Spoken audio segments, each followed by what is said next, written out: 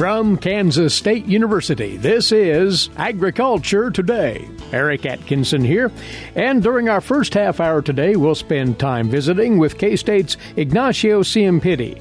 He'll offer an overview of the just-finished row crop production season in Kansas.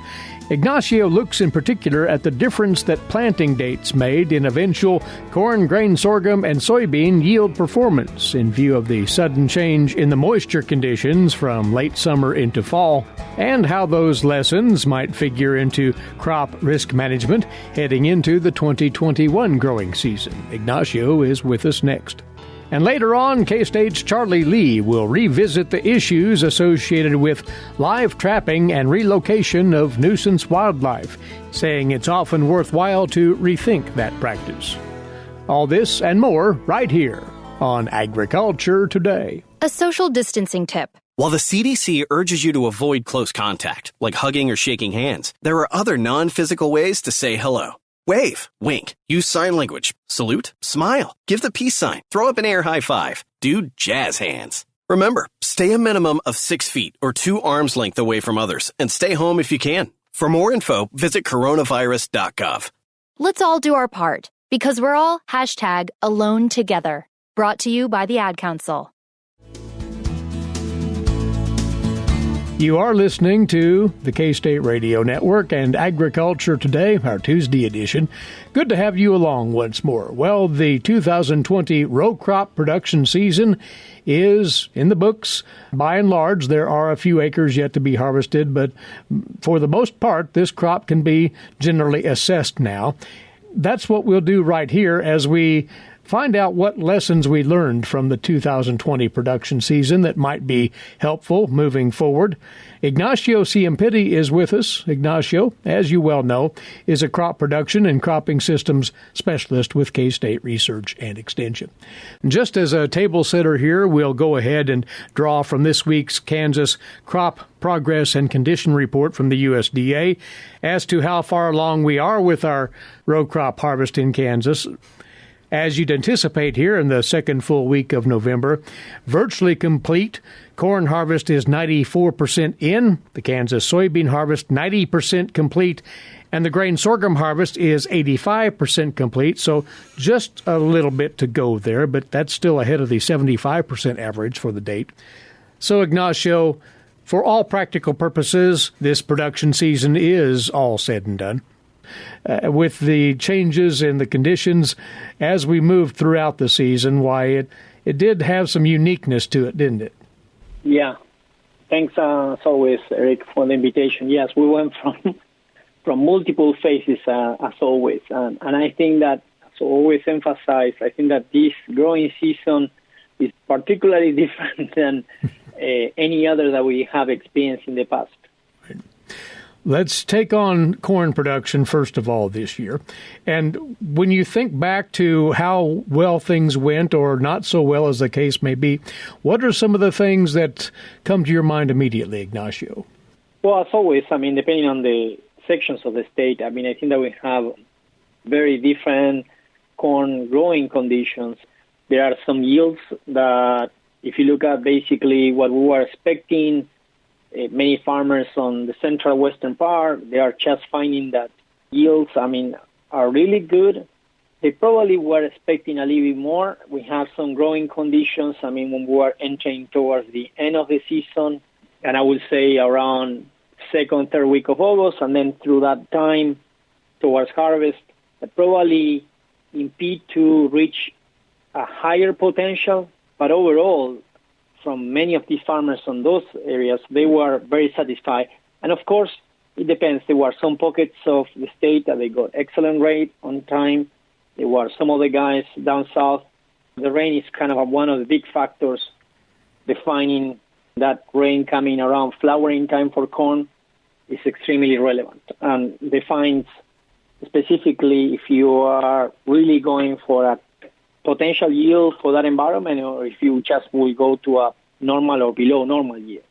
So some guys got very good yields. If you look at basically from the western part of the state on dryland corn, some guys got excellent yields. There were some challenges, as I mentioned before, towards the end of the season. specifically in some places connected to some corn that was basically showcasing some effects of year declination, so that basically those kernels were not entirely filled towards the end, and we were seeing that some level of potential yield was just left on the table because in many situations some guys were expecting a little bit more, 5-10 bushels more, and they just not got there at the end. Mm-hmm. And potentially connected to many different factors, but the lack of rain towards the end of the season was a critical component for corn. But overall, I think that if you start looking at the state level, the growing season with the up and downs was relatively okay. And again, each different sections of the state, they were facing very multiple challenges. But some of the dryland corn shows very good yield or very adequate yields for 2020. Fortunate in a number of locations in that corn was made well before that extended dryness that did afflict adversely the soybean crop. We'll talk about that. Did that suggest anything about our management of planting dates? In other words, Ignacio, those earlier planted stands, did they do better? Shorter season hybrids, did they exceed others because of the weather patterns this year? That's an excellent question, and we are seeing a little bit different patterns. Some of the corn that got planted too early, we're not seeing too much of a benefit. The corn that was planted sometimes 15, 20 days after the optimal planting time, it shows that it did really, really well compared to what someone might expect. And one of the key factors was that most of the yield, as you mentioned, was specifically made in July. We have good weather conditions around that time, and then everything that was entering into grain filling to complete those kernels, not too late. I mean, when I'm saying not too late, I'm saying everything that was getting close to be done by the last or third week of August was in a good condition.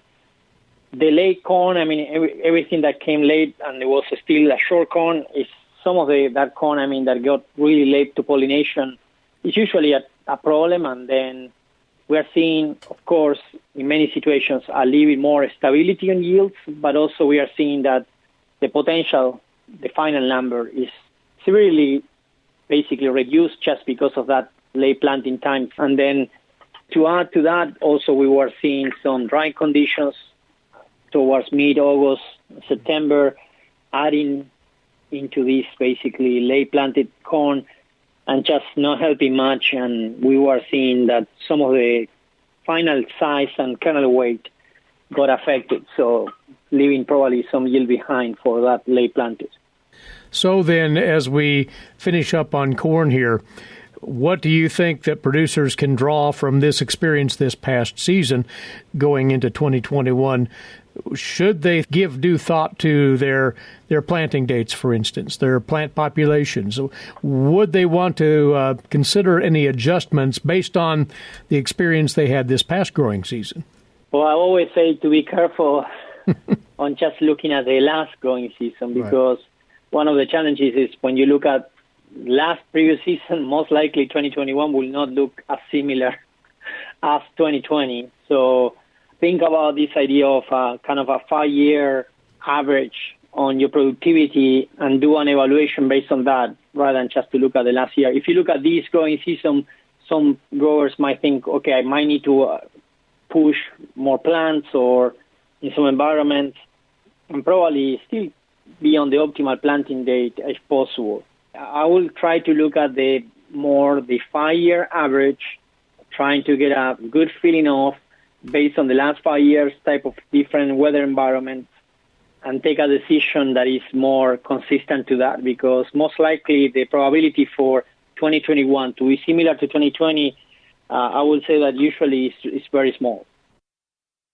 On grain sorghum, this was a pretty decent year for grain sorghum production in Kansas in that it's a crop that can handle those dry stretches maybe a little better than corn or soybeans. And if the crop finished okay, the yields were pretty acceptable, weren't they?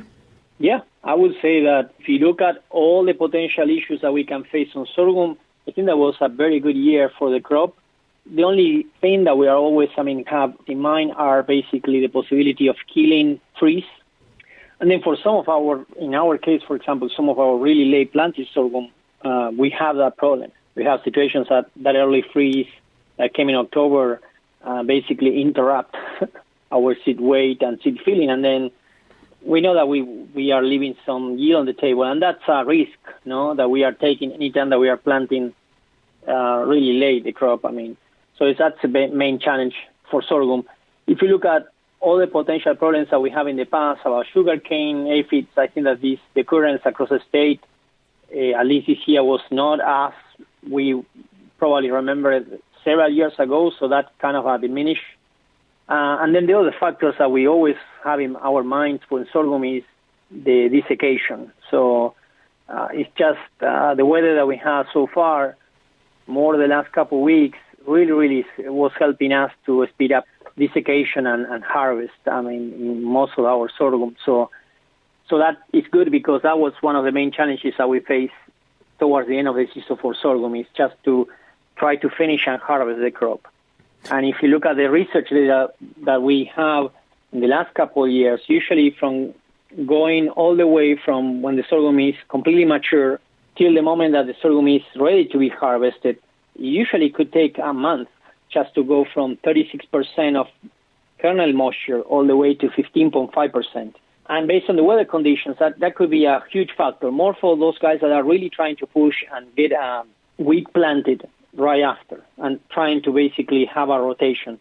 Some of these guys are looking for intensifying the rotation. So in those cases, the dry down and how quickly you can remove the crop is a huge factor. But in overall, reports coming from sorghum, I would say that they are fairly positive. In terms of basically yield productivity in many different fields across the state for this crop. All right, so next we'll shift to the soybean recap for 2020. Ignacio will do so after this break, if you'd stand by. Along with us on this Agriculture Today, K-State Crop Production Cropping Systems Specialist, Ignacio Ciampitti. We'll continue our conversation with him shortly here on Agriculture Today. Did you know every Kansas farmer feeds 128-plus people?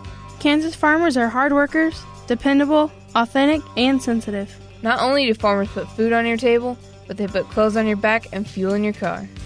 For more information about Kansas farmers, visit K-State Research and Extension online or stop by your local extension office. This message has been brought to you by the K-State Animal Sciences Leadership Academy participants.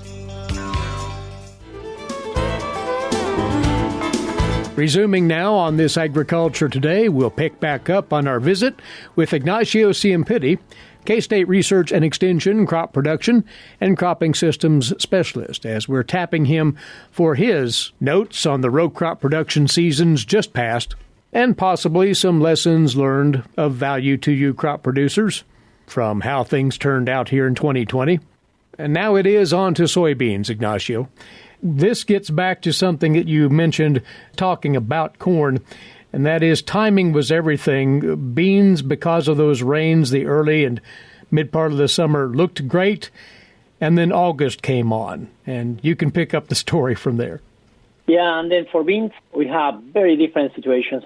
Some of those that they got planted early, they probably got into more or less kind of a good spot and trying to get done before these dryness, spell of dry conditions that we have from mid-August, kind of towards first week of September. If you look at the yield level for most of those, very good, very, very good. Then there is a spot in the middle that some of those soybeans that they got into seed filling, and the moment that the crop is basically trying to define the final seed weight into these conditions in August, we projected some yield left in the table, and then some guys, report a little bit late planted soybean going into 40s, 35. So we are seeing some numbers that if we were seeing a growing season like what we are seeing today, this extended condition with good temperature and radiation, but with precipitation, we probably will be talking about a very different situation today on those soybeans.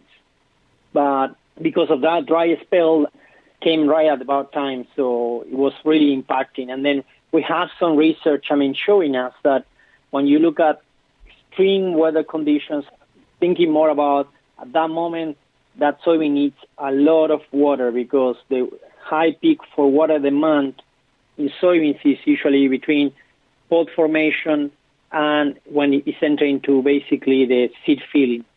Quite different compared to corn that usually we are thinking about July flowering, and in soybeans we need to think about usually mid-August, depending on the time of planting, but usually when they are entering into the pod formation. So it was a moment that was just not the right moment to have a dry spell for soybeans. And then many of these plants, they have excellent canopy, nice green-looking plants, and then in some locations in central Kansas, in some other places, we have seen soybeans turning from being completely green just all the way almost to a rapid maturity and then losing those leaves, in just a couple of days, just because that dryness came at the right time. So on soybeans, if we go to something that is probably double crop or late planted, I think that we will see also on those very erratic yields because we really are seeing like situations of very high yields and situations that they got some rain and situations that the yields are extremely poor based on when they planted and the dryness spell. So on the late planted, I think that we will be seeing more variability on yields, combining with those factors. Very, very challenging years. If you look at the planting time for soybeans, and I think that some farmers are seeing that not always straightforward. We usually have good weather condition for mid to late August towards the end, and this year we have that kind of a dry spell that usually is in July. We have it in August, and what it did basically, it compromises specifically more the soybeans than the corn crop. I still think that we will have, overall, farmers thinking about strategies to mitigate these potential problems is to diversify the risk and try to plant different soybean fields in different dates so you kind of get a much better idea of exploring different environments and trying to obtain a more consistency across the growing season. Mm-hmm. I think that we will still get some average yields in soybeans, but we will see more erratic variability on those really late planted soybeans, and then something that was in the middle also too because of those plants that were impacted by the dryness around mid-August, September. When you talk there about spreading that risk by planting date, is it wise as well to think about that also in terms of the maturity that one selects, the variety that they would plant? Would this kind of year cause one to maybe step back and think along those lines as well? Yes, but if you look at the effect potential, if we want to compare the two factors, the planting day or the maturity, I think that we will get a much more significant effect by changing the planting date or by diversifying the risk and having different planting dates across multiple fields rather than by changing the maturity. Mm-hmm. If you look at the maturity group, you might have an impact, but most of the times, we recommend, even if we go a little bit late, to try to keep a similar maturity to make sure that we emphasize the vegetative growth so the plant has more nodes and more potential pods. And then the only thing that we recommend if we are going way too late is potentially to increase the seeding rate. That could make up a factor that can help us to capture more light and produce more biomass and yields. But if I need to just put on the scale the most relevant factors to diversify my risk, I can clearly see that the planting day is by far, I think, that one of the factors that we need to start thinking about diversifying risk. Just because, as you are seeing in many situations, very, very hard to predict what kind of a growing season are we expecting to have early April or May. Right. That is something we've learned through experience over the many years here in Kansas. So it's been not just a stellar year for row crop production in Kansas, if you look at it comprehensively, Ignacio, but it's been a pretty solid year. Is that the final assessment? I would say so. It doesn't. 2020 has proved to us to have multiple challenges. Right. I think that it still shows us that we have multiple challenges, but the good news is that we went through and I think that we kind of survive.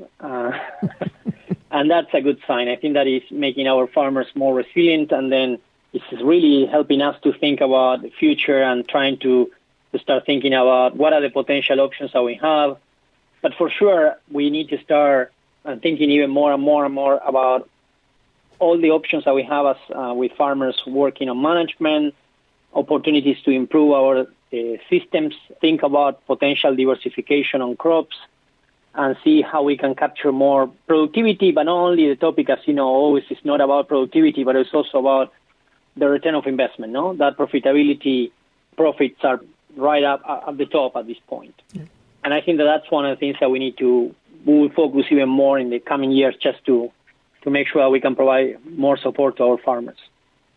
And before we let you go, you have been, despite all of those irregularities this past growing season, working away at your research. And can producers expect some interesting findings on corn, soybean, or sorghum production coming out here over the winter?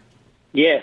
We'll have a lot of research information in corn. We have very exciting project that we are conducting on tillering, specifically on western Kansas. So stay tuned, because we'll have some corn schools coming, and we'll be presenting this new data. I think that is extremely excited. We have some data on nitrogen, also on corn. And then on soybeans, we have excellent data. We really are exploring the opportunities for farmers to capture more value by looking at quality. So we have some things that we were exploring on planter uniformity with many farmers, looking at planting systems, quality.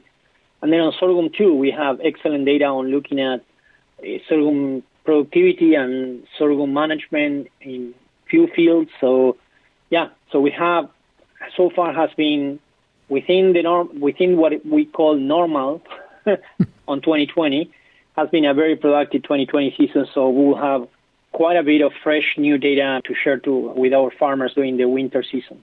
Excellent. Looking forward to those corn production schools and the other educational opportunities out of K-State, which will share such information. Ignacio, thanks for the summary right here. Always good to visit, and we will again talk soon. Excellent. Thanks, Eric, for the invitation, as always. With us on this first part of Agriculture Today, crop production and cropping systems specialist Ignacio Ciampitti of K-State Research and Extension. Before we take the bottom of the hour break, I want to let you crop producers in the northern part of the state know that there are 3 K-State crop pest management schools on the slate now. They are scheduled for the first full week of December. Each of these will start just before 8 o'clock in the morning and will conclude around 5 in the afternoon. So a full day's program, and each will feature a variety of topics on weed control, crop insect management, and disease management as well. Here are the dates and locations: Tuesday, December the 8th in Russell, then Wednesday, the 9th of December in Phillipsburg, and finally December the 10th, Thursday, in Oakley. The Extension folk organizing these events have applied for commercial applicator and certified crop advisor credits, so those quite well could be available for participants. They're asking you to register before the end of the month at the Extension offices in the respective locations, or you can find out more on these at the agronomy.ksu.edu website. We'll be back with more for you in a few moments. This is Agriculture Today. With the shortage of primary care physicians, especially in rural areas, health education and disease prevention are vital. K-State Research and Extension programs address quality of life, personal development, and health behaviors across all life stages of all social-economic groups. To learn more about health education, one of K-State Research and Extension's 5 grand challenges, visit www.ksre.ksu.edu. Coming to you from the campus of Kansas State University, this is Agriculture Today. Eric Atkinson back with you, and with today's agricultural news headlines for you, courtesy in part of DTN.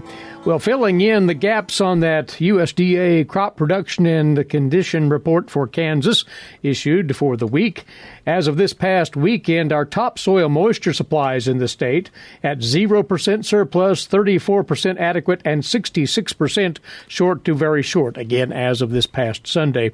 Our subsoil moisture at, again, 0% surplus, 37% adequate, and 63% short to very short. The condition of the Kansas winter wheat crop this week is called 31% good to excellent, 46% fair, and 23% poor to very poor, with winter wheat emergence at 84%. That's very near the 5-year average for this date. Now, the rate of winter wheat planting nationally is outpacing winter wheat emergence, as we hear now from the USDA's Stephanie Ho. USDA meteorologist Brad Rippey has the latest look at winter wheat. Planting is complete just about everywhere except in the traditionally later planted southern and western production areas. 93% of winter wheat is planted nationwide compared to a 5-year average of 91%. If we look at the overall planting numbers versus the emergence numbers, that's where you can continue to see some of the impacts of drought that has been affecting some of the production areas. He says Oregon is this week's poster child for drought impacts. 98% planted, 5-year average is 95%, but as of November 8th, just 49% of Oregon's wheat had emerged compared to the 5-year average of 64%. Meanwhile, with winter wheat condition, we have seen a bit of an improvement overall since the first report a couple of weeks ago. At this point, we're looking at the crop being 45% rated good to excellent. That's up 2 percentage points from last week. This is Stephanie Ho for the U.S. Department of Agriculture in Washington, D.C. The EPA's recent decision to issue 2020 labels for 3 dicamba herbicides was considered a win for dicamba-tolerant crop growers and their industries by many, but not everyone is totally satisfied. 2 commodity groups are now suing the EPA over the newly issued labels, arguing that they are too restrictive and will hamper soybean and cotton growers' ability to control herbicide-resistant weeds in their fields. This lawsuit has been brought to the U.S. District Court for the District of Columbia by the American Soybean Association and the Plains Cotton Growers. It centers around a handful of new restrictions added by the EPA to the labels of XtendiMax, Ingenia, and Tavium herbicides. Those new labels include the national cutoff dates for use, June the 30th for soybeans, July the 30th for cotton, as well as larger buffers to protect neighboring areas and endangered species. In the lawsuit, the 2 commodity groups framed dicamba use as some growers' remaining defense against resistant weeds. They state that cotton and soybean growers reaped massive benefits immediately after the initial 2016 dicamba registrations, which did not include the new restrictions. Without full access to dicamba, the groups conclude many farms would be largely defenseless in their fight against weeds. And there's talk in China that country will seek to renegotiate the Phase 1 trade deal with the U.S. That's according to the South China Morning Post. That report labeled the deal as being viewed in China as twisted, and that they see a Biden administration as being more rational, in their words. The report specifically pointed to the purchase commitments made by China in that trade deal to purchase $200 billion in additional goods from the U.S. beyond the 2017 baseline level. Biden will sooner or later launch a renegotiation of the trade deal, as the current deal is unrealistic, read that report. A renegotiation is also in line with China's wishes, according to Xi Jinping, an advisor to China's State Council. He said the expectation is that a Biden administration would probably seek to extend more structural changes in any renegotiation effort. Coming up now, this week's edition of Milk Lines. Here's K-State dairy specialist Mike Brook. Mike? Today I'd like to visit with our Kansas dairy producers concerning feed efficiency on your dairy farms. You know, as you start looking at your options on your genetics and things that you're selecting for, there's some new things that we can look at when it comes to feed efficiency, and maybe some of your AI reps have started to talk to you about that. It's an important thing to think about what we can do to increase the efficiency of our animals, and something the dairy industry has actually been working on for decades, and actually we're really good at it. If you look at the milk production that we used to get out of the cows, 30, 40, 50 years ago compared to what we do today, we've made great strides in increasing our efficiency of production. So this is really kind of a fine-tuning thing that we can do as we look at what we can do with genetics now that actually look at some of the traits related to feed efficiency. Can it make a difference on your farm? Well, like anything with genetic progress, it takes time. So it's not something you're going to see tomorrow or even next year or even the following year. It's going to take some time. And keep in mind that, as you look at the heritability of some of those things, it's not 100%, obviously. So what are the things that we need to think about other than genetics? I guess I'd encourage you to think about that first, maybe. Yes, genetics can be important, but what about the feed that you're wasting on your dairy farm? That reduces your feed efficiency as a whole farm. So that silage that spoils or the silage that's not put up correctly and it continues to spoil for several months on your farm, it reduces your milk production of your herd, and it increases your situation when you look at the amount of feed you need to harvest every year. So, as we start to think about feed efficiency from a genetic standpoint, I hope that we keep in mind our correct perspective here. Yes, it's important, and yes, it is something that you could consider, and yes, it is something that you could add to your indexes that you use to select sires for your herd. But keep in mind that this is a fine-tuning thing. If you really want to track feed efficiency on your dairy farm, you need to look at the big picture first.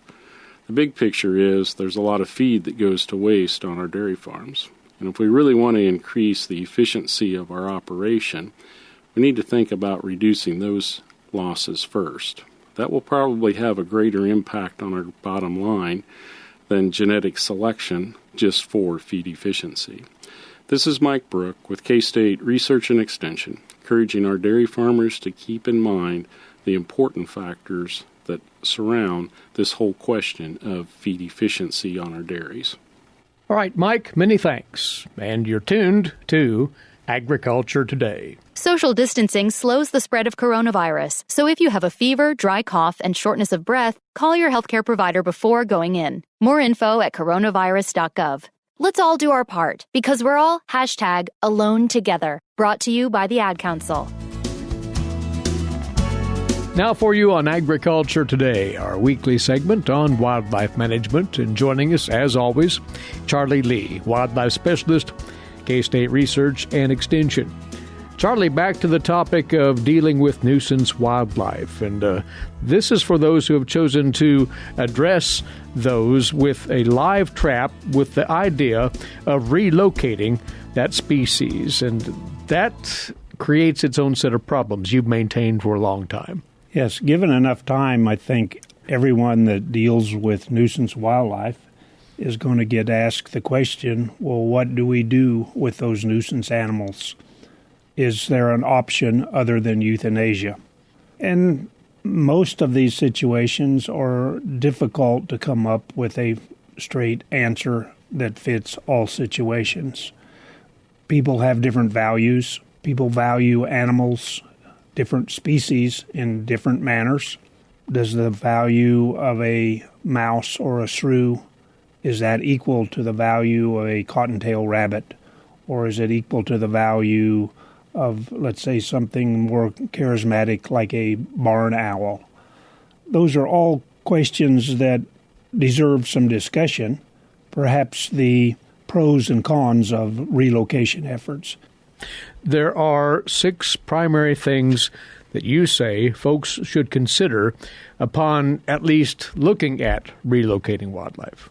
Yes, I think there are some things we must think about because relocation may not be in the best interest of the animal because oftentimes it's not going to survive anyway.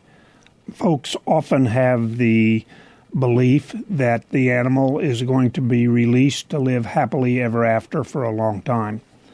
But there are some things that cause that belief to not be factual. The first is that excessive stress. The experience of that animal being confined in a cage trap for the first time, it's very close proximity to humans. It's being transported in a vehicle for perhaps miles, and then being released causes considerable stress, considerable hormonal changes within that animal, and then the animal is suddenly released into a site. And at that time, if the climate is severe, the animal will, at the very least, at least lose some body weight, probably be slightly dehydrated, and the animal may succumb right then and there. And among nuisance animal professionals, finding released animals dead at the release site is not that uncommon. But the stress is one thing. Once they would be released into a new habitat, they may encounter other of their species, and that may not work out so well either. Yes, depending upon the species, territorial fighting is very common. Physical conflicts with other members of the same species that have already claimed the existing territory occurs. You have, at times, very vicious confrontations. Turf fighting is a drain on that relocated animal's already dwindling body condition, and energy is expended with really no means of quick replacement or even a means to securely retreat to some other location. You also have the unfamiliarity with the territory that they've been released in. The basics of food and shelter sites are unfamiliar. You have a raccoon that perhaps has been accustomed to feeding on human garbage, trash, and now has to find a food source in rural territory. Perhaps that animal has not had any experience with the food items that are now within the location that he's been released, and it also comes with the increased risk of predation in rural areas compared to perhaps a fewer number of predators for those smaller nuisance animals in urban locations. Then perhaps the most important one would be the unsuitable habitat. Even when trained biologists look for relocation sites, it's difficult to find ideal habitat. You need to find what the animal requires to survive and make sure that they're given a reasonable amount of time to adapt to that new environment in order to increase the opportunity or probability of survival. So many animals don't become established. They decide that they are going to find suitable habitat somewhere else. They constantly wander or travel, sometimes for miles before they attempt to settle down. And in that increased distance that they travel, they have increased opportunities for predation. They have increased risk of mortality from humans because of disorientation, automobiles, poison, shootings, starvation, death by dogs or other predators. So there's lots of things out there that can create risk and mortality of those animals that have been relocated. And I think probably one that's often unconsidered is the disease risk associated with these relocation efforts. I encourage people to think of the relocation of an animal as more of a biological package. It's not easy to see all of the internal or external parasites that are with that animal. It's not easy to see bacterial agents. It's not easy to see viruses that may be on the animal. And you don't know the health of that particular animal. And then you're transmitting those diseases into a location where perhaps they're unique and you're enhancing the spread. For all of these reasons, then, euthanasia of a captured nuisance animal might be the better option. Well, the debate is going to continue of whether we should or should not euthanize nuisance animals. It at least gives you time to take preventative steps to prevent the problem from reoccurring. It allows you to come up with habitat modifications or exclusion techniques to keep the animal from the things that you want to protect. Each of these are important considerations upon live trapping nuisance wildlife and what you really need to ponder before thinking of relocating that species. Charlie, thanks for the word right here on this key topic. He is wildlife specialist, K-State Research and Extension, Charlie Lee.